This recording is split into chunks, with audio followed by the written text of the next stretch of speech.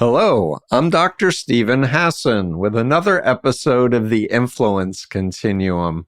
And this is a very special interview, I think, very unique, because I have a Unitarian Universalist minister on who has actually been excommunicated from the world's most liberal religion. And I want to introduce him, Reverend Dr. Todd F. Eklof, who is a native of San Francisco, California, where he was born, has been a minister of the Unitarian Universalist Church of Spokane, Washington since 2011, where he's appreciated for his mind-altering sermons, compassionate soul, and social activism. He's been widely appreciated for his environmental and gay rights activism, in addition to engaging in areas of criminal justice reform, restorative justice, the peace movement, as well as immigration and racial justice. So he has written The Gadfly Papers, 3 inconvenient essays by one pesky minister, which is fascinating, and then a Gadfly Affair, a 21st century heretic's excommunication from America's most liberal religion. And may I call you Todd, Reverend Doctor? Please do. So I just want to say a little bit more about your history and your background, if you don't mind. Sure. You started in the ministry as an ordained Southern Baptist minister, but left while in seminary as a young man, explaining, "I simply outgrew it." Then you went into a 16-year career in TV news and corporate video production, during which time you became a Unitarian Universalist in 1988 and re-entered the ministry in 1999, and where you began serving the Clifton Unitarian Church in Louisville, Kentucky, until 2011.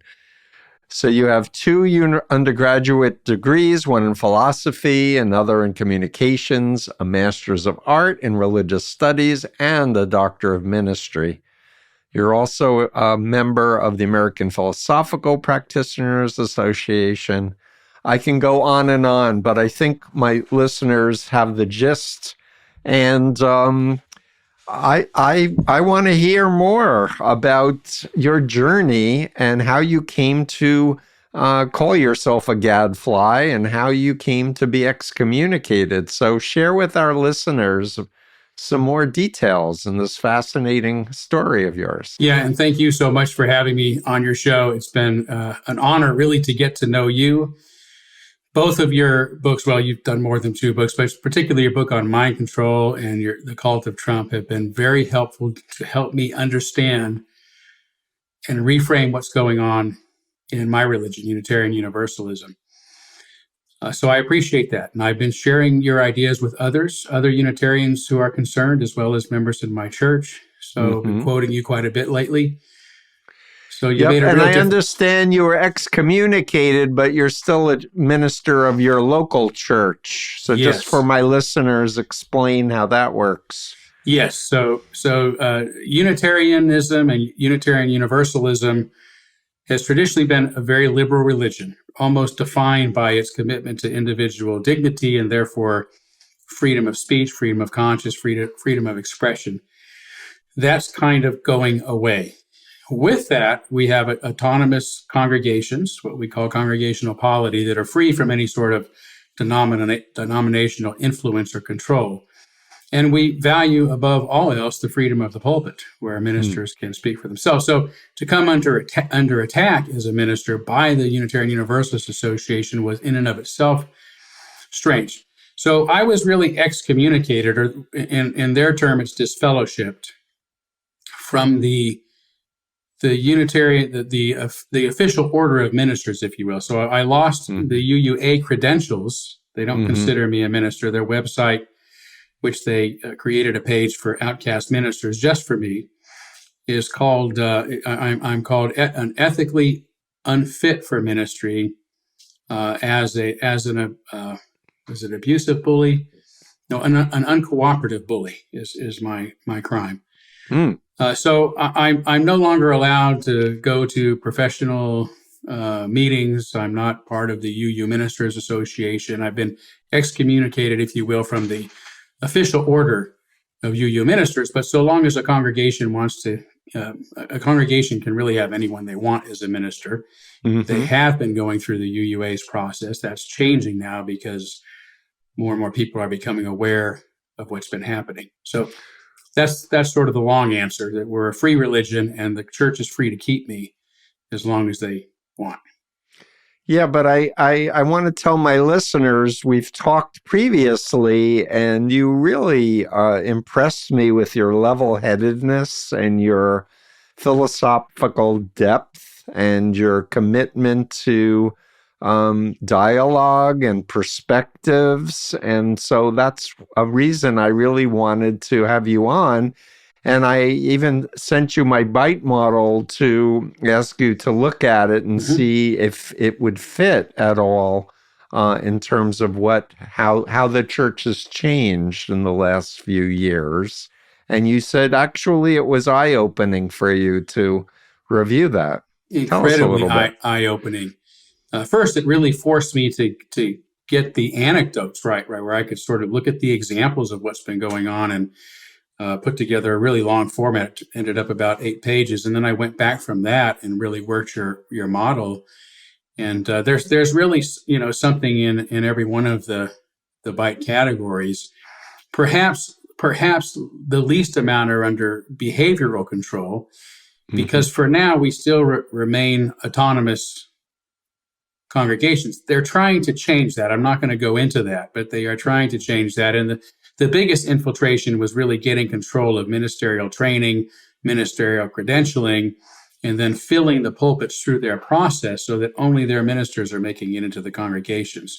And that's where some of the behavioral control is seeping in. So I actually talked a lot about the financial exploitation, manipulation, and dependence, because you can't get into the ministry and be accepted in the ministry through the traditional means unless you swallow the Kool-Aid, so to speak. And that means that these ministers are worried about losing their jobs, losing their careers, and throwing away years and lots of money on the education they received. So kind of a top-down pyramid control of some of the uppity ups. Is that what I'm hearing? Yeah, I think so. Yeah. And I wouldn't call them uppity ups. Really, the folks are certainly leading the organization at this point. I think they're idealists. They have an ideal that I would disagree with, and I have disagreed with it. My problem is not the fact that we have different ideas. The problem is that I said I disagree. I'm having some concerns here, and I was immediately attacked by hundreds of ministers within 24 hours of giving away my book, called racist, homophobic, transphobic, ableist, and classist, in 2 public letters that went out. I managed to give away 200 books before I was banned from the meeting in which I was giving it away, a meeting of Unitarian Universalists right here in Spokane.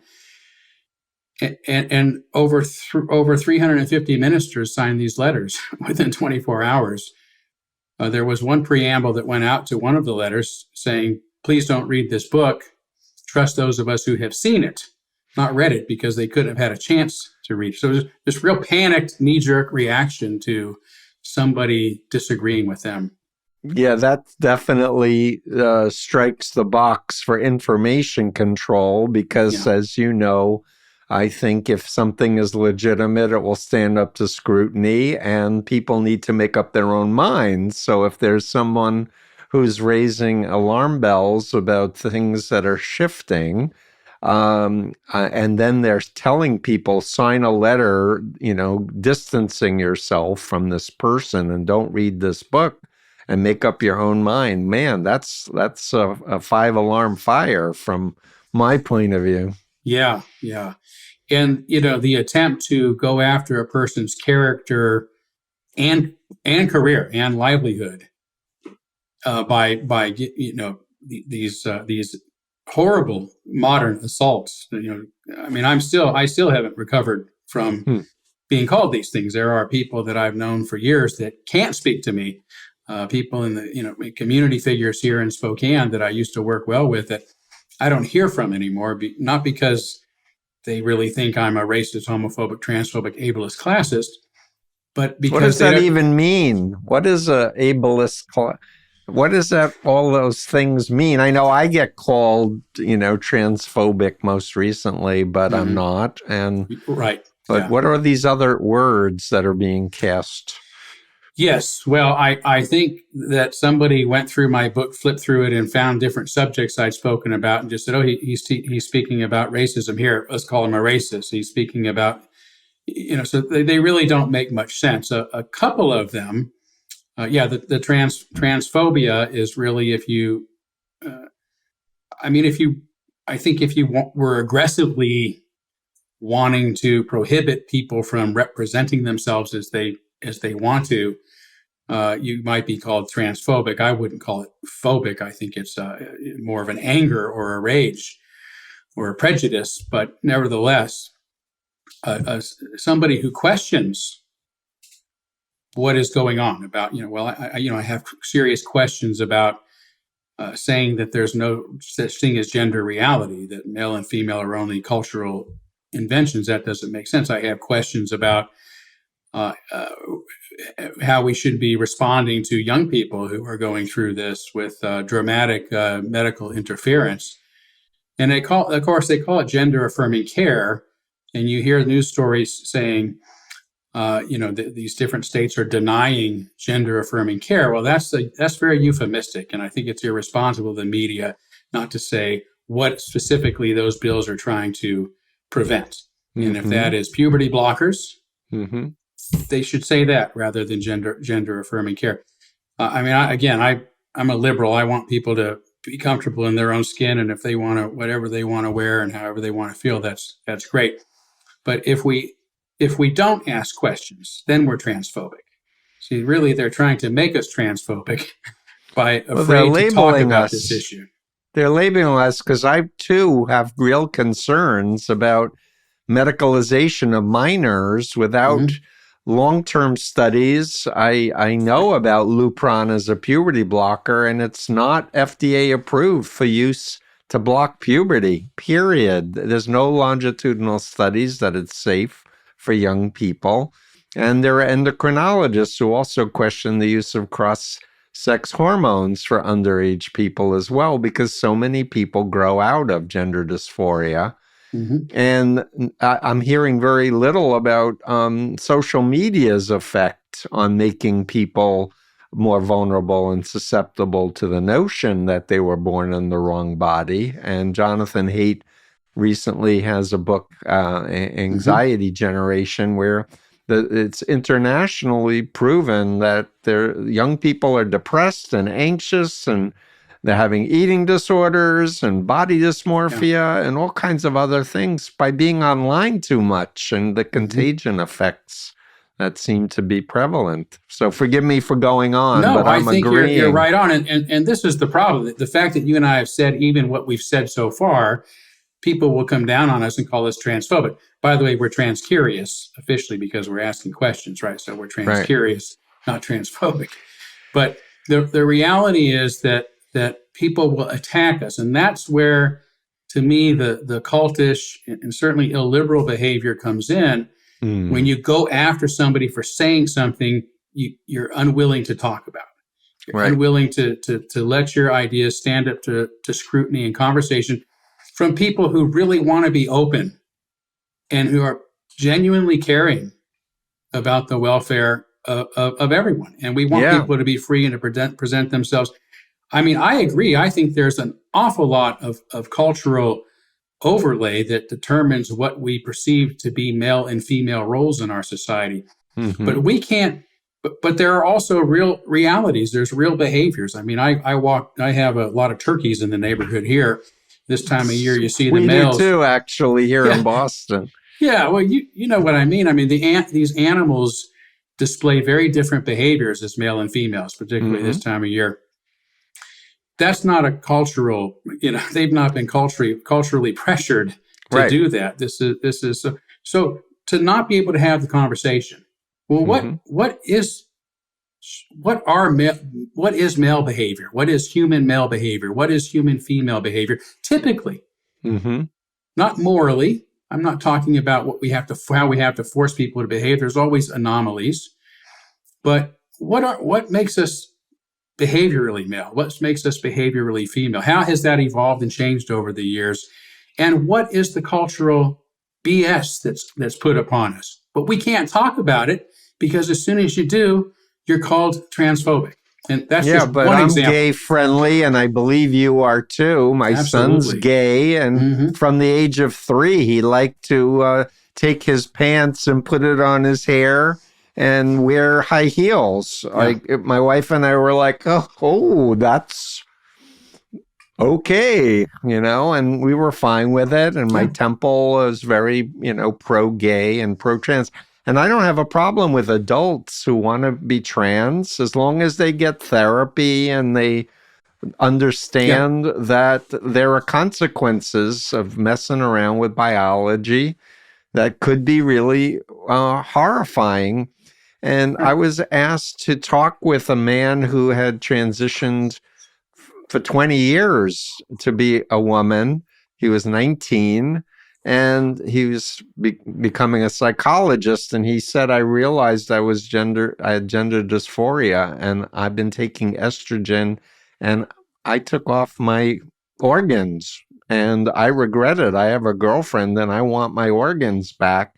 And he wanted to share his experience at WPATH meeting, and they wouldn't allow him to share a perspective. And when I first heard that, I was like, that's cultic. That's somebody's an ex-member, and therefore what they want to say and what their experiences doesn't matter. Yikes. Yeah, there's a real sense of betrayal. I've watched some of the testimonies of folks who have what they call detransed. Yeah, detransitioners. And they get the same thing. They get just turned on immediately as having betrayed the faith, if you will, and that's where it makes it scary. And I think this attitude applies to a lot more than the issue around transgenderism, and gender dysphoria and all of that. That's related to it. You almost can't say anything someone disagrees with anymore. On either side of the aisle. Yep. You and I watched this happen in the news media. Started with actually when Ronald Reagan ended up getting rid of the, some of the communications restrictions and got rid of the fairness doctrine. And that Rush Limbaugh was the first one who really was born out of that. Unfortunately, Clinton made it worse. He even deregulated more. I was in the news industry at the time, and I remember when these big corporations just came in and gobbled up all of these entities and these small communities. And suddenly we were about making money for some shareholder somewhere who had nothing to do with the news business, and the pressure to hype it up and all of that, was sort of what news became. You had Rush Limbaugh. You ended up with Fox News. You ended up with MSNBC, which in my opinion is no better, nor is CNN. Just a lot of bias presented. A lot of speculation that goes for news. And this is what generations have now grown up in. An information that is at war, instead of telling us what happened today or what is going to happen tomorrow or what is scheduled to happen in the future, they go after the people they disagree with. So, the internet is zeros and ones, and things are very simplified. All the nuances of real life get simplified. But as you know, I think from my book, The Cult of Trump, I've been talking about fourth generation and fifth generation psychological warfare by Russia, China. Michael Flynn was doing it to other countries. Now he's doing it on Americans. And it seems to me a very systematic infiltration of both the, used to be called the left and the right, to make them more extreme in order to create more chaos and uncertainty for all the people in the middle going, what? Yeah. And a lot of the deleterious effects include self-censorship because you don't want to be canceled. And, cancel culture's on the right and the left. I mean, Trump canceled Colin Kaepernick for his display and ended his career, and Dr. Seuss books and other things. But it's been something that's been directed more at the progressive left. And I'm like, we're on one planet together. Can't we all get along and listen to each other and agree to disagree, but think about the public good? And I think you share that perspective. Do no harm, and let's find ways to talk. Yeah, it's the only thing that has ever enabled humanity to progress to progress.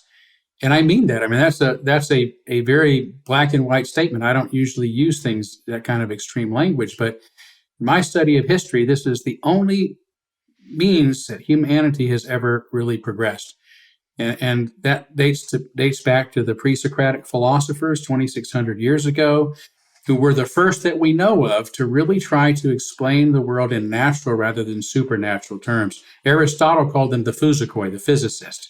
And they try to figure out all these, what's the world made of? And they came up with musical octaves, they came up with surgery, they came up with, mathematics, the Pythagorean theorem, and just all these really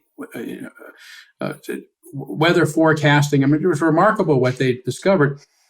And all that ends up getting shut down about the time of the Christianization of Greek society. And we went through about 1,000 years of no progress because we were forced to have one idea. One truth. One truth.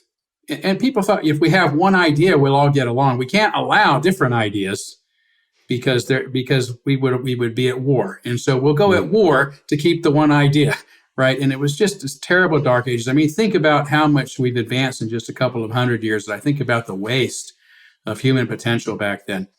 But things got so bad, particularly with the invention of the printing press, which we're having another printing press moment today.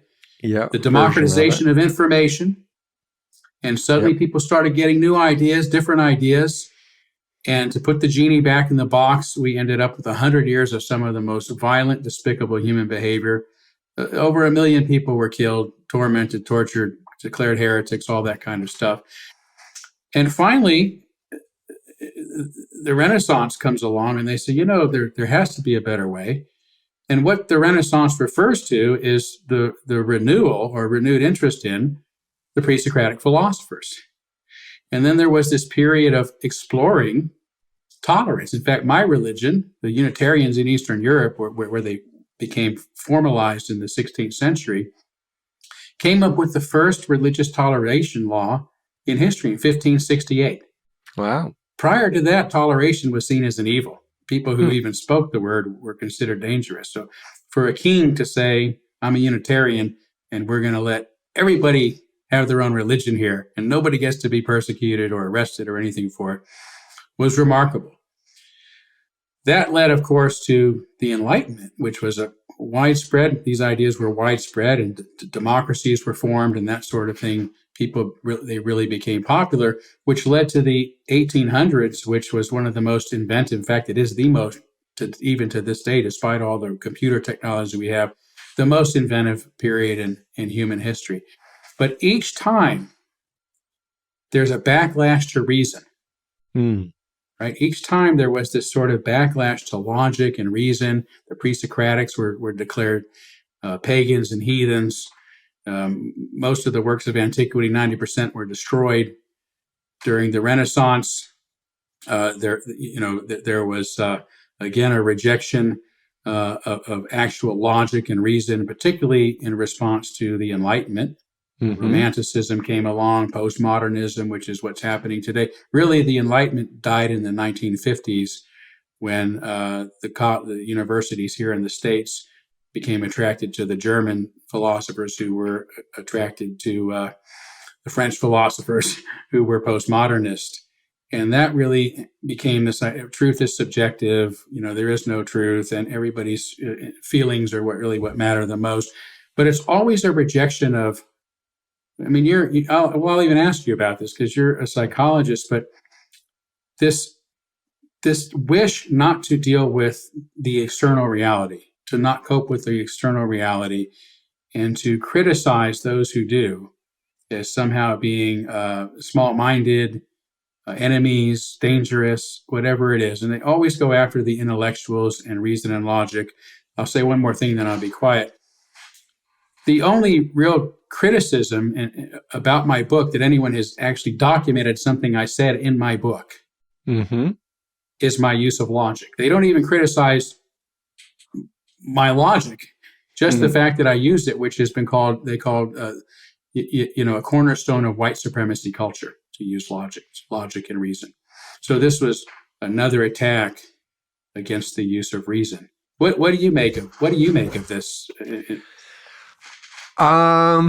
So all I can say is that going back to Reagan taking away the standards in communication, that there needed to be a public good and privatizing that, and Rush Limbaugh, as you mentioned. I don't know if you've seen a documentary, The Brainwashing of My Dad, or the book by Jen Cinco. No. But she talked about her father, who was a regular guy, got a job and started driving long distance and started listening to Rush Limbaugh, and then graduated to Fox News.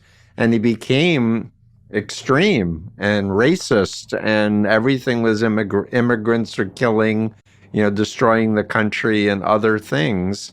And it was a fascinating documentary because Jen went and interviewed Republican strategists, including Frank Luntz, who wrote Words That Work, and other people.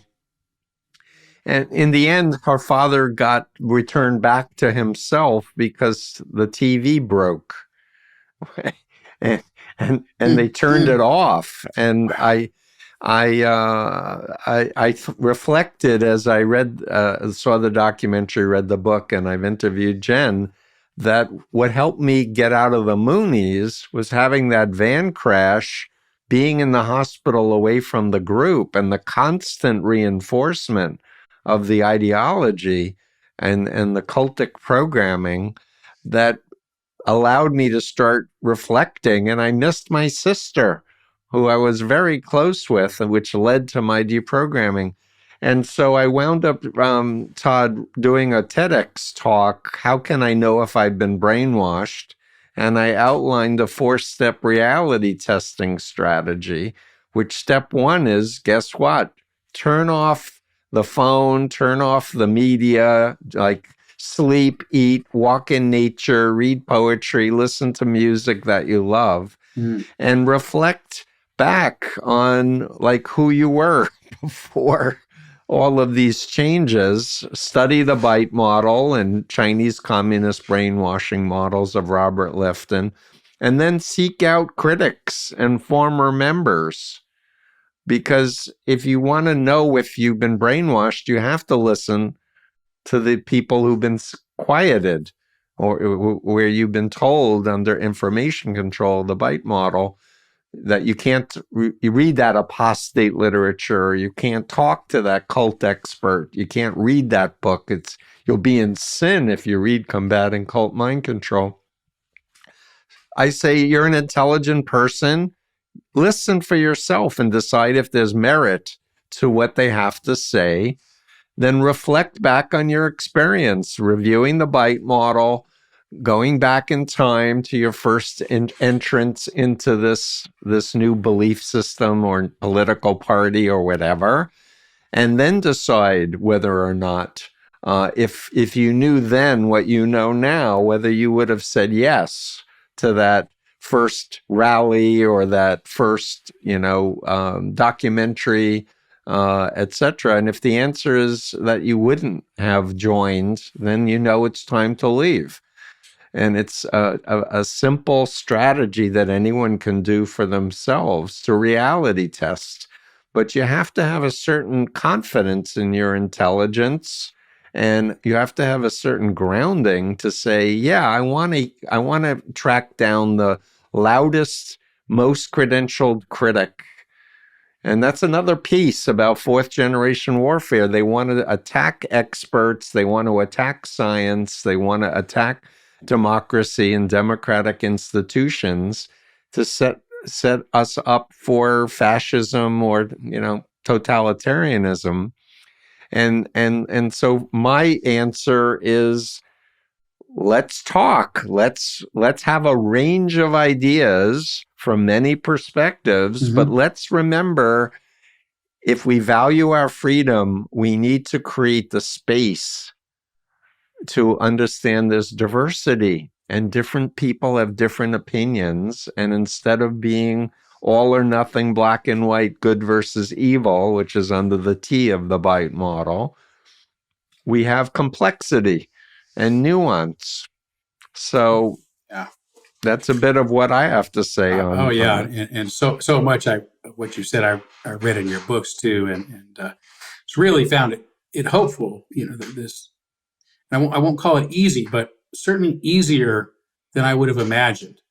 As you point out in your book on mind control, it's deprogramming isn't about kidnapping someone, throwing them in a van, and taking them off to a cabin for the week, and it's just getting them away where they can think for themselves, like almost giving them a breath of fresh air. And I think that's really hopeful that if, as you say, if we can just get people thinking for themselves, the number one personality comes back to the front and is able to think for itself. And you have people that look back and say, what was I thinking? How could I have believed the aliens were coming to transport me onto their ship? COVID was a hoax, or, the Democrats are all killing and trafficking babies and draining their adrenochrome. Hello? Knock, knock. Let's come back to sanity. But, I became a radicalized person from college. I thought God wanted Nixon to be president despite Watergate, even though I hated Nixon and distrusted Nixon. My father voted for Nixon. And my story is I was sent with the Moonies to fast for 3 days on the Capitol steps. And I thought my father would be proud of me and happy. And I told him, and he's like, Steve, you were right. He's a crook. I'm like, Dad, you don't understand. God wants him to be president. He said, Steve, he's a crook. Now I know you're brainwashed. And I'm like, Dad, you're letting Satan control your mind. But it happened to me. So I've been saying for 47 years, this is not a phenomenon that happens to stupid, uneducated people don't come from good families or have a religious training, because I had all of those things. I was situationally vulnerable, and I didn't believe anyone could ever brainwash me. And the Moonies used that to the hilt. And unfortunately, my parents and my best friends, they all try to argue me out of my beliefs. And the more they did that, the more I felt persecuted, and the more I felt like, I had to get away from them because it confirmed my indoctrination. My mother, my dear mother, said, let's go talk to the rabbi. And I'm like, fine. This was in the very beginning. And I sat down with the rabbi and I said, is it true that the Jews believe that a Moshiach is coming, a Messiah is coming? And he should have said, tell me more. Why are you asking me this question? I would have said, I went to this weekend workshop. It was 3 days. I didn't sleep. And they're saying that the Messiah is coming to earth and he's a Korean. I would have told him that if he'd asked. Yeah. Wow. And what he should have said to me is, Steve, if a group is legitimate, it will stand up to scrutiny. Promise me you won't go back to any more meetings until we figure out who are these people and what do they teach and what do they believe. But he didn't think of any of that. He thought I was wanting to convert to Christianity, which I had no interest in doing. But So anyway, I've been spending 47 years trying to tell people, don't attack the leader, the doctrine, or the policies of the group. Adopt a respectful, curious, asking questions approach. Take an attitude of, hey, maybe I'll join too. Convince me. Let's, help walk me through this. And again, outlining, let's look at the models of brainwashing and let's see if there are any concerning, attributes here. Like, what is their attitude to former members or critics? Because that's always a big red flag, that there's information control and maybe some emotional manipulation, fear and phobia indoctrination and such. But it's amazing to me. We just need to come back to sanity. We need to come back to love, and that we're on one planet together, and that our futures intertwine with other people. And otherwise, it's going to be the authoritarians and the people who are pushing fossil fuels that don't want government regulation, or the big tech companies that don't want government regulation to interfere with their profits. We need regulation of big corporations that are trying to take our freedoms away. Yeah, and you said something earlier about if we want freedom, and that really is the question.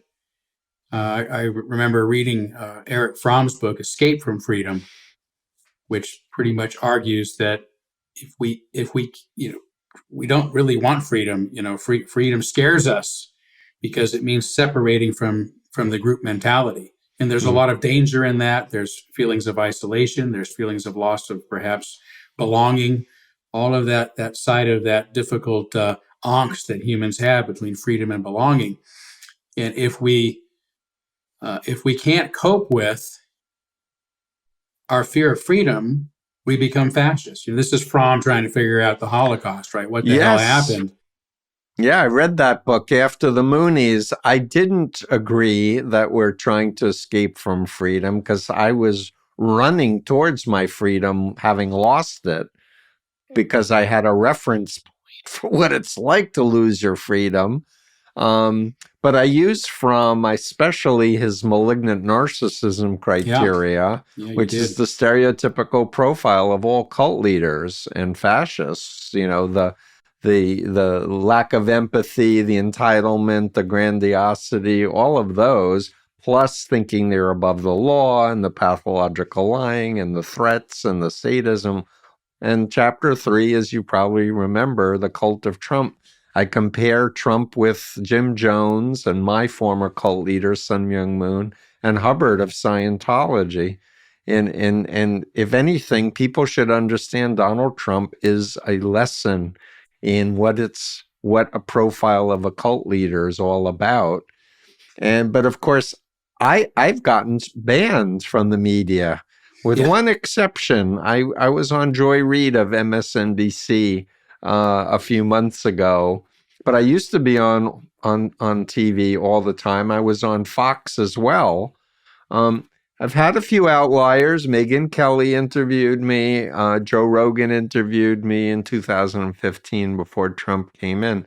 And he loved me, and he said, come back again. And as soon as I got the cult of Trump came out, I said, hey, Joe, remember you invited me back? He said, pass. I'm glad you brought that up, because that was something I really wanted to ask you. I mean, just the title alone, but the book itself, I said, man, this was a gutsy move. This was a gutsy book to write. What was going through your head when you wrote it? What trepidation? I know when I wrote mine, I had trepidation. Mine is a drop in a bucket compared to the reach you have and the reach your book has had, especially on the subject you've had. What was that process like that brought you to that place where you had the courage to write that book? It really was. I really don't think of myself as a political person. And my book agent said, well, I want you to do this book. And I said, it's going to alienate half the country. I don't want to do that. He said, but they won't read the book anyway. You should educate people who want to understand your work. And this is an opportunity with Simon and Schuster to have a much bigger audience than you've ever had. And I knew Trump was a malignant narcissist. That's really all I knew when I agreed to the title. But as I started researching it, I realized there were authoritarian cults that comprised the cult of Trump, and that there were foreign actors like Russia who had been influencing Trump for a really long time. And so then I just had a moment of conscience of it. Would I live with myself turning down this opportunity if he is as bad as I think he is going to be? And so I bit the bullet and I did it. And I'm proud of the book because it stood the 5 years since it's come out. Everything's been validated. I even said if he didn't win in 2020, there would be violence. And I cited Jim Jones and what happened when Leo Ryan tried to help rescue people who wanted to leave the jungles of Guyana. So I'm proud of it. And honestly, the book was supposed to come out in August of 2019. And my publisher was like, everyone under the sun want to interview you, Steve. Every single major publication and TV show, they're off for the summer. So we're pushing back the publication date to October. And I was excited. And then October came and almost no one would interview me. Wow. And I was like, what's up here? And the publicist for Simon and Schuster said, well, I talked with one of my friends in TV, and she said if Steve wants to talk about the Attorney General of the United States being an Opus Dei and calling it a cult and thinks he can get on TV, forget it. That was what the publicist said. Because I had helped people with Opus Dei, which is a right-wing secretive Catholic group that was a prelature of a previous pope who thinks the current pope is satanic, I might add, and is very critical of his liberal policies towards gays and climate change advocacy, etc. But I would rather sleep at night knowing I'm doing the responsible thing, honoring my conscience, and hoping that people will take the risk and listen. And I'm hoping people will want to listen to you and question what's going on that, the most liberal religious group is censoring one of their own. And you're so knowledgeable and literate and articulate. Why? Well, I appreciate that, and I really appreciate your sentiments around your book too. I experienced the same thing. Now, for your audience, my book is very niche market. Okay, it's self-published. I wrote it. By self-publishing it, I could print it the most affordably, and I could just hand it out. So, but it's also the best-selling book among Unitarians ever written. I continue after 5 years to sell a book or two a day. We're a very small religion, just maybe 800,000 of us in the country. But I had that same sense of responsibility. Mm-hmm. The General Assembly was going to be held here in Spokane that year. I'd already been working on some writing about my concerns, and then The Coddling of the American Mind came out, and I read it, and I said, my gosh, this explains so much, that I started using that as an example of what was happening, because I have a chapter in it called The Coddling of the Unitarian Universalist Mind. Mm-hmm. But that was Greg Lukanoff and Jonathan Haidt's Jonathan book. Haidt. Yeah. Mm-hmm. And I found that to be very helpful, but I also didn't want to do it. Mm-hmm. For one thing, I didn't have a lot of time to do it. Secondly, I knew based on what I was writing about that there'd be some repercussions. I didn't know what they would be exactly. I thought mostly it'd be just destroying my character online. I didn't realize they'd actually come after me as a real person, not a virtual person, but a real person. And yet I said the same thing to myself. If I don't seize this opportunity, first of all, nobody else can do it, just as nobody else could write the cult of Trump. Right. Right. And it has to be done in a timely fashion. If anybody's going to make the Unitarian world aware of what's going on, it's going to be this opportunity. So I felt like I had this moral duty, come what may, to write the book. Yeah, and I appreciate you reaching out to me, because I was like, this is interesting. A Unitarian Universalist minister wants to talk to me. So we chatted, and I was like, wow, would you come on my podcast? I really think you have an important message to put out. If I may just comment about Lukianoff and Hate and Fire, which is advocating for free speech. And I have grave concerns about free speech is being used to divide us rather than responsible speech.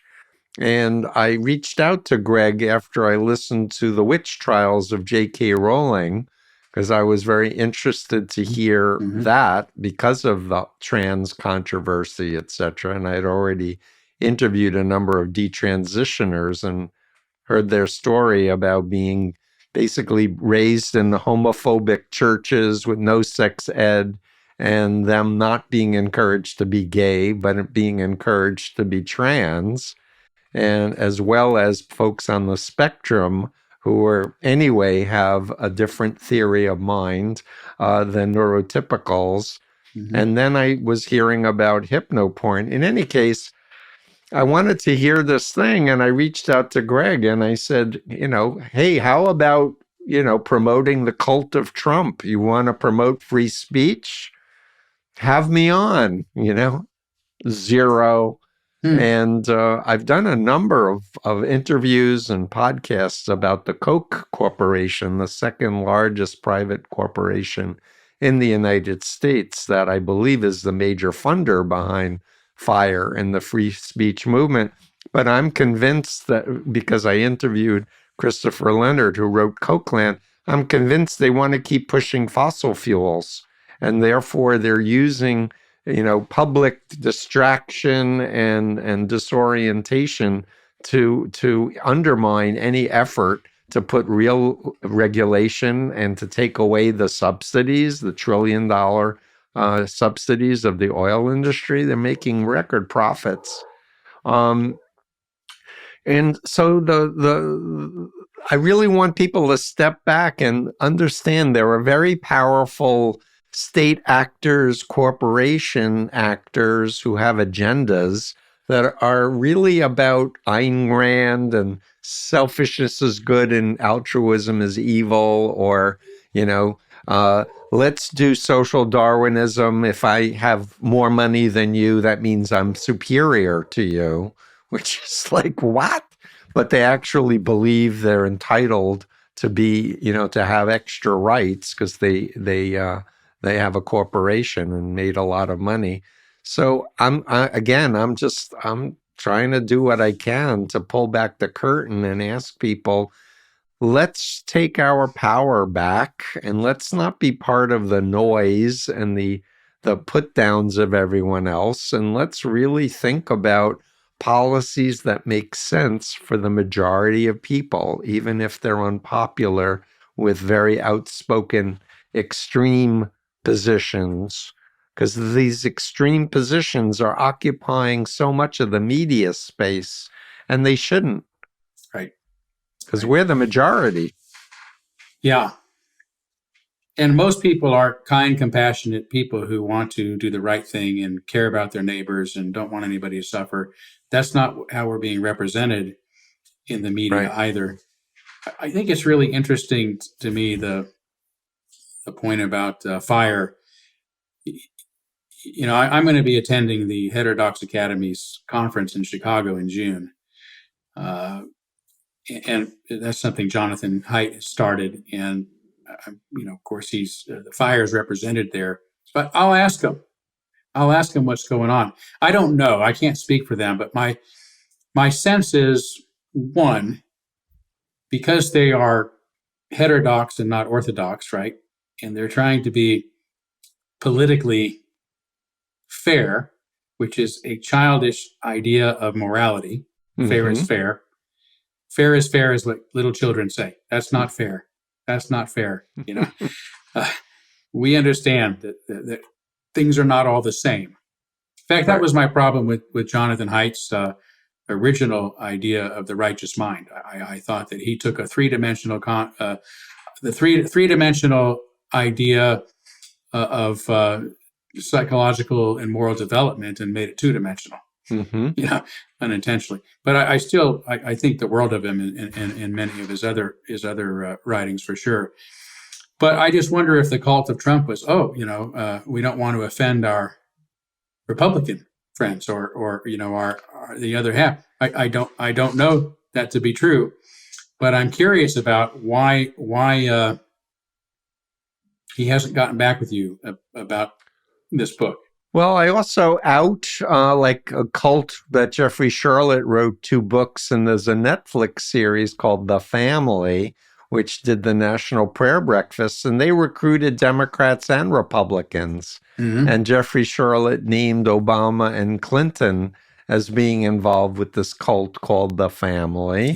That when he wrote the book, he had never talked to a cult expert before, but I read the book and I'm like, Jeffrey, this is a cult. And not a good one. But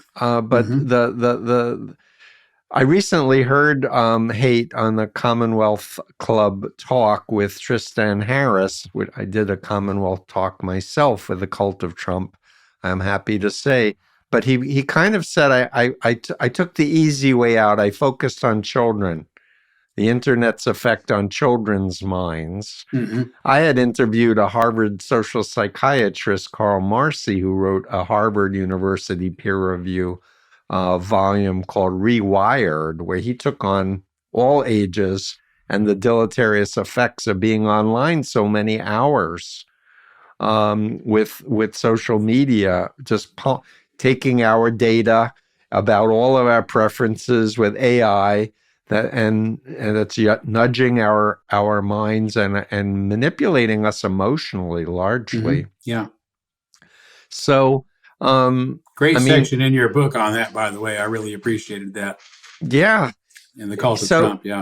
So the thing is humans are either going to evolve or they're going to devolve, and I'm hoping that we will continue to evolve, and we will continue to use the scientific method, and we will continue to rely on trustworthy experts instead of saying, can't trust any experts, you can't trust any science, and democracy is second rate compared to an authoritarian government like the Chinese government or Russian government. And I say, no.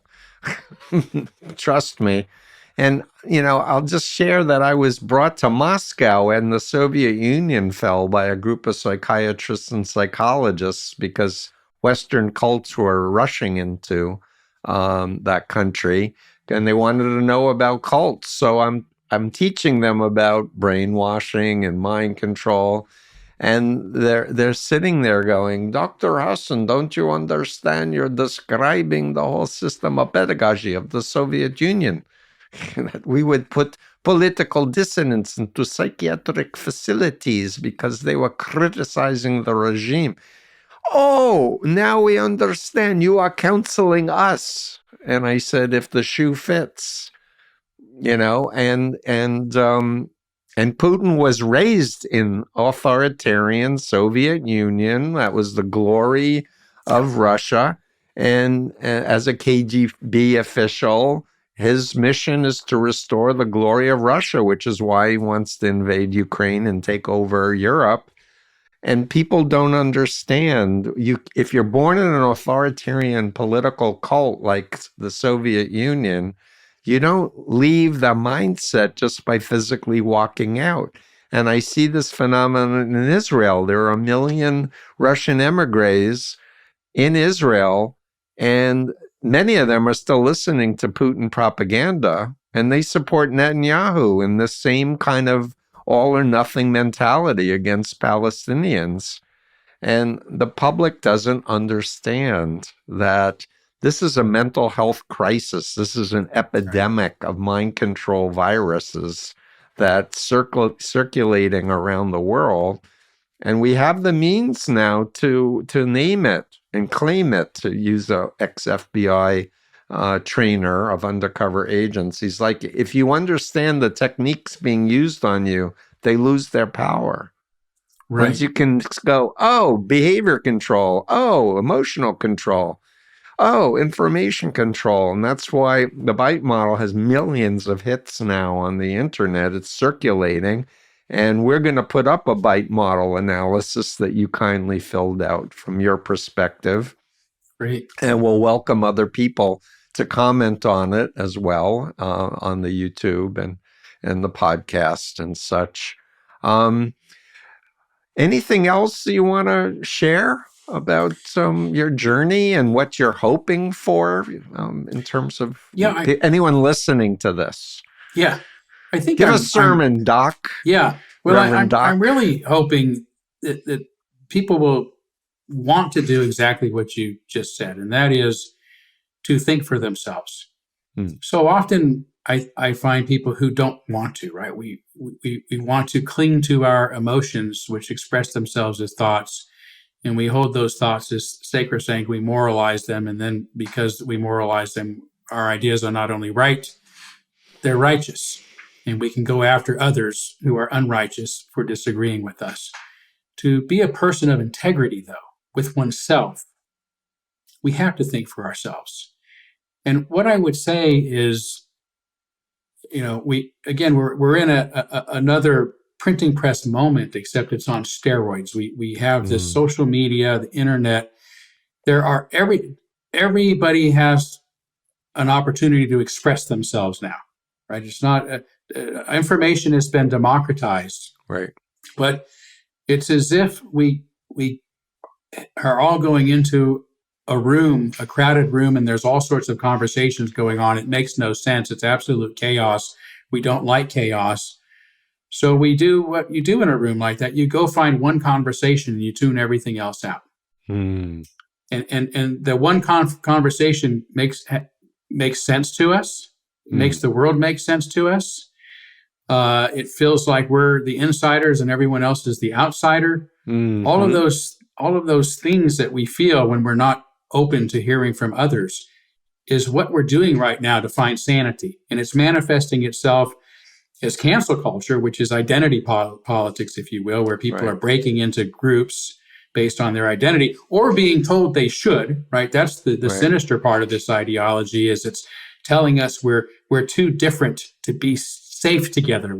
We harm each other when we're together based on skin pigment, based on gender, based on sexuality, based on, God knows what. And they'll just keep fracturing. We'll just keep fracturing that way, and we'll become more and more divided. So we have to come to terms with becoming comfortable in a noisy room and moving around from one conversation to the next and becoming more broadly educated about different individuals, letting go of our identity. Nationality is another one. On the right, people tend to gravitate more towards the nationalism. Let's make America great again, as if we could somehow separate from our global community. How did Brexit work out? Right? It doesn't work out. We can't isolate. We can't segregate. Those are the things that we have learned for years we've been trying to get away from. Right. And that's where, to me, the biggest solution for my sermon is tolerance. And tolerance doesn't mean you have to agree with others. It doesn't mean you have to like others. It doesn't mean you have to understand them. You don't have to go out and try to figure out what everybody believes and to make, you don't even have to listen to them. You just have to live and let live. That's when we advance. That's when we're at our best. If we can just say, yes, there's people who disagree with me, who think differently, who live differently, but we've got some common challenges before us, and we can come together and solve those. And I've worked with interfaith groups and political groups across the lines. And when we come at our common challenges, Right. rather than our common difference, our differences, we accomplish great things. Right.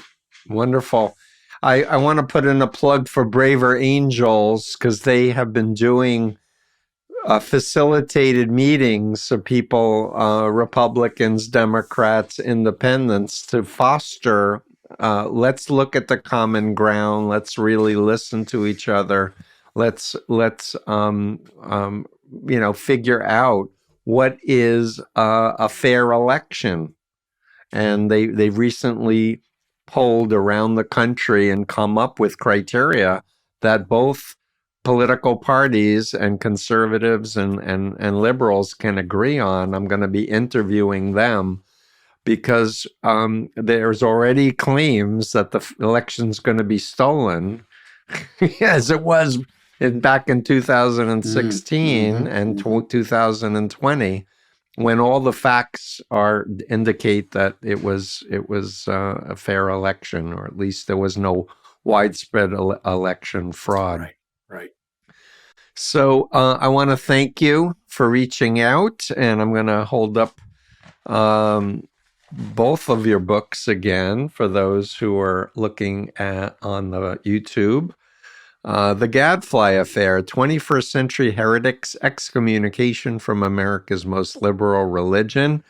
Read it, especially if you are a UU person, and ask your leadership, hey, have you read it? Let's read it together, because I really want to hear what you think about the substance of the arguments in this, and let's have a conversation.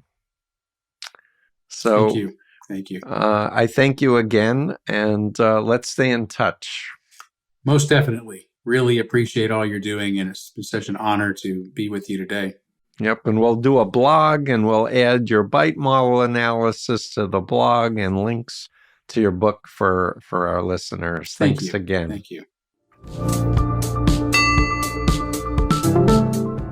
Steve Hassan here. You know, it's been decades since my family rescued me from the Moonies. I've been at this for over 47 years.